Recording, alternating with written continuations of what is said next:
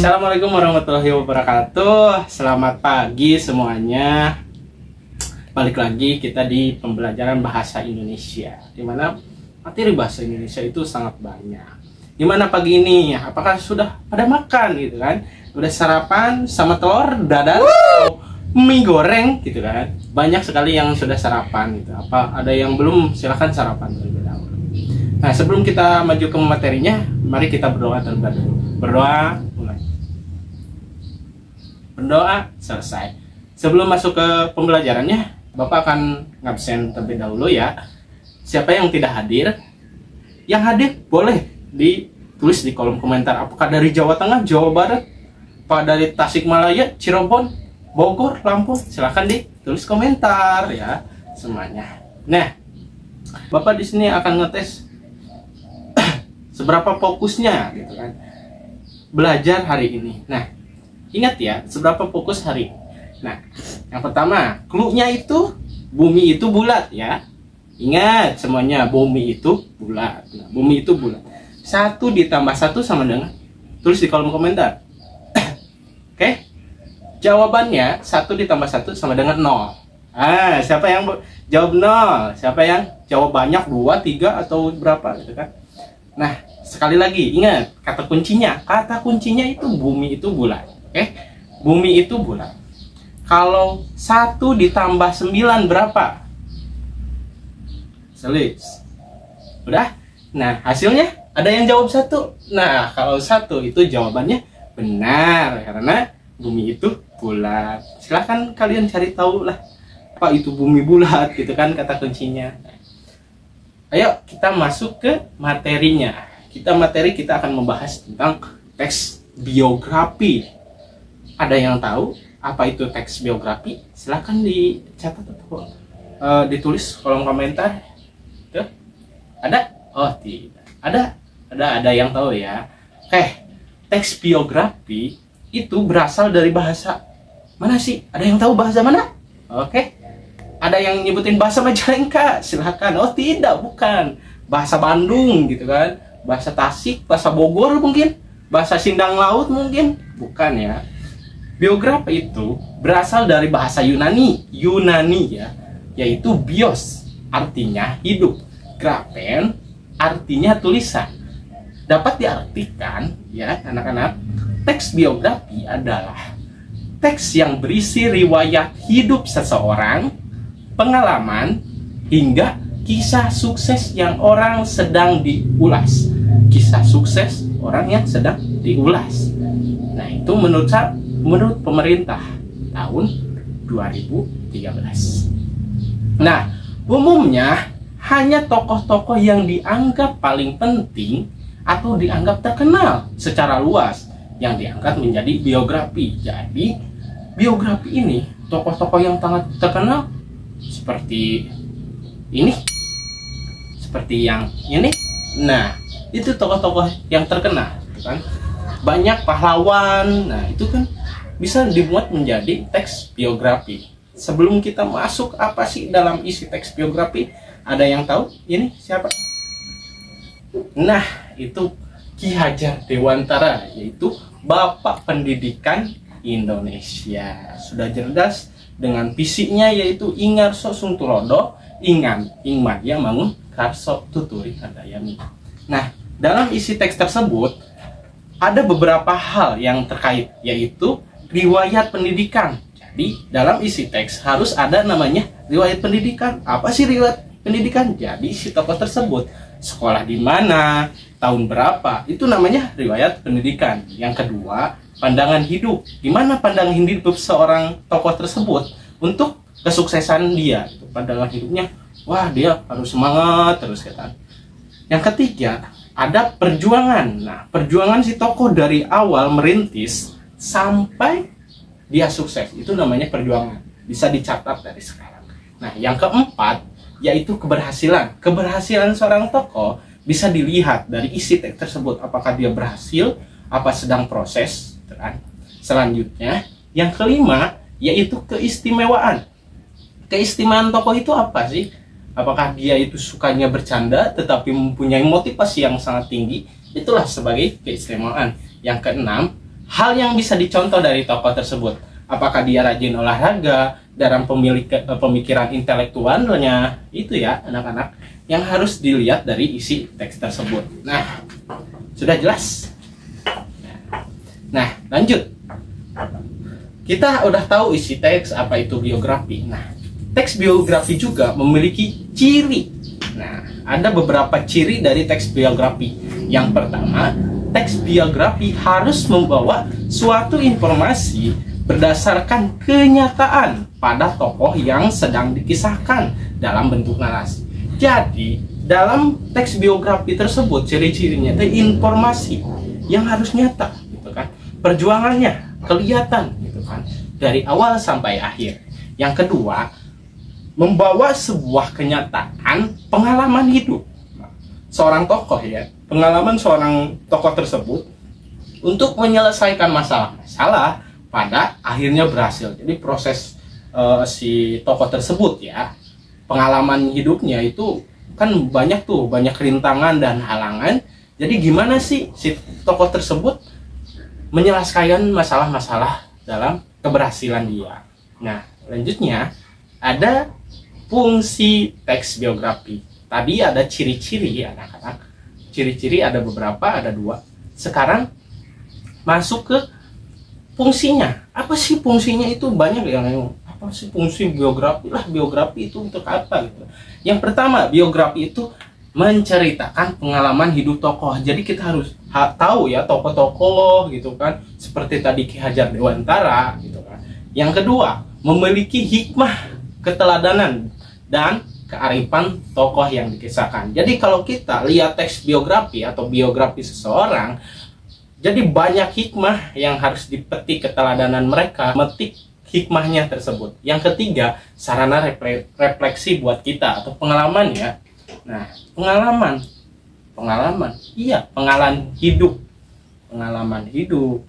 pengalaman dia sekolah, kita kan tahu, jadi motivasi buat kita. Yang keempat, mendokumentasikan sejarah. Jadi tokoh tersebut itu sejarah dia tahun berapa, sedangkan kita lahir yang tahun 2000-an, kita belum tentu tahu yang lahiran 1000 ke bawah, 1900 ke bawah. Nah, selanjutnya yang kelima, menciptakan citra positif bagi tokoh yang diulas. Misal tadi Ki Hajar Dewantara, Bapak Pendidikan, kita sudah jauh tahu gimana citra positif dari tokoh tersebut untuk pendidikan di masa yang akan datang. Kita masuk ke struktur. Nah, jelas, struktur teks biografi itu ada berapa sih? Ada yang tahu? Oke, silakan ditulis kolom komentar. Ada yang tahu? Nah, struktur teks biografi itu ada 3. Yang pertama, orientasi. Yang kedua, masalah atau peristiwa. Yang ketiga, reorientasi. Ada 3, ya. Yang pertama, orientasi itu apa sih? Orientasi itu bagian pengenalan atau pembukaan tentang seorang tokoh. Misalnya, menginformasikan tentang nama keluarga, tanggal lahir, dan lain-lain sebagainya. Itu namanya orientasi. Jadi pengenalan si tokoh tersebut, di mana dia sekolah, namanya siapa, gitu, disebutnya apa, gitu kan. Yang kedua, masalah atau peristiwa.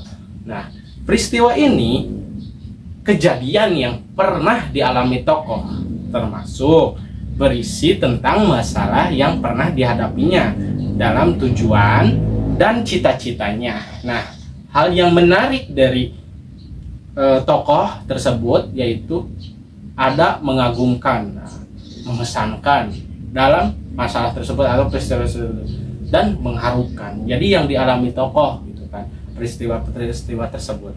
Yang ketiga, reorientasi. Ini bagian berisi simpulan, ya anak-anak, simpulan serta komentar dari penulis.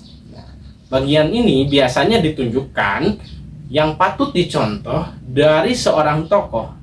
Namun, bagian ini bersifat opsional, yang artinya bagian ini boleh ada atau tidak ada, tapi kebanyakan itu bisa ditulis atau kesimpulan-kesimpulan yang ada dalam tokoh tersebut gitu. Nah, seperti itu.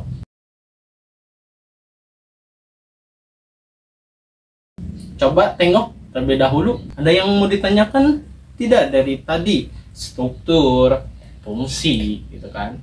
Silahkan bisa ditanyakan di kolom komentar ya. Misalkan tokoh tersebut kita tahu di mana struktur orientasi peristiwa reorientasi gitu kan, dimana kita tahu fungsinya, keteladanan seorang tokohnya gitu kan, pasti tahu yang Bapak barusan dijelaskan. Sudah tahu ya, lanjut. Nah, biografi dapat dikelompokkan menjadi beberapa jenis berdasarkan sisi penulis. Jadi biografi itu ada beberapa jenis. Ada yang tahu anak-anak? Siapa yang tahu nih jenis-jenis biografi berdasarkan sisi penulis nih? Ada yang tahu? Akan terus kolom komentar. Nah, ada dua jenis, yaitu autobiografi dan biografi. Ada yang tahu apa itu autobiografi atau itu biografi? Silakan. Nah, autobiografi itu suatu riwayat. Ingat, autobiografi itu suatu riwayat hidup seseorang, tokoh ya, seseorang tokoh yang ditulis oleh dirinya sendiri.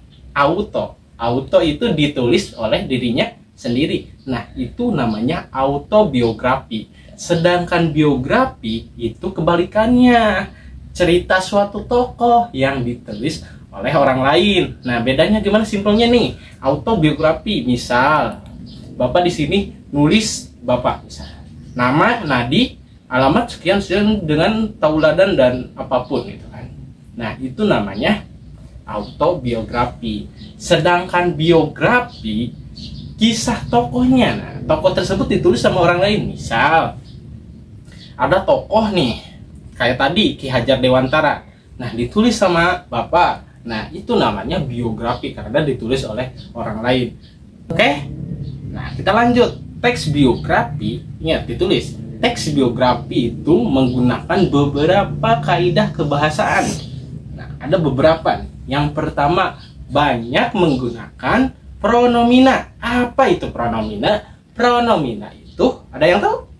Nah, pronomina itu kata ganti orang ketiga tunggal. Contohnya apa sih, Pak? Nah, contohnya ada yang tahu? Iya. Nah, ia adalah seorang tokoh yang terkenal.